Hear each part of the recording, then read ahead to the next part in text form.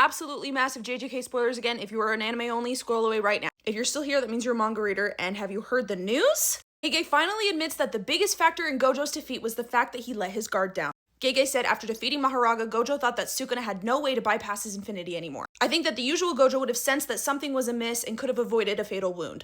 Finally, I can have like some semblance of good writing in Jujutsu Kaisen's finale and maybe not be so mad when the anime comes out because this feels way more reasonable to me. They hyped Gojo up as like the strongest, I would win, all of that stuff.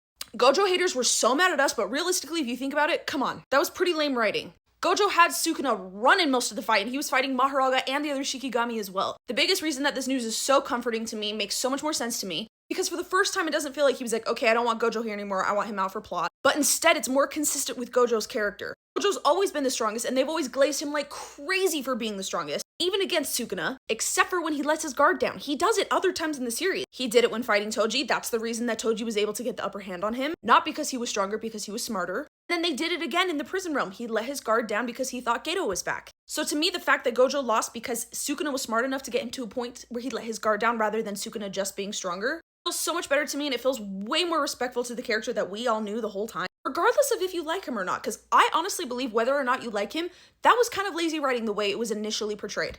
One thing I'm still not sure about is, and maybe it's a translation error, maybe I didn't understand, but didn't Gojo say after he died when he's talking to Geto, doesn't he say, I just wish I could have defeated him when he was stronger? Like, doesn't he admit that Sukuna wasn't even at full strength and he doesn't think he could have done it and he was just downright weaker? I don't know. Let me know the translation on that because I don't know. But I do know that if what Gege said is true, war is over. Gojo fans, we finally did it.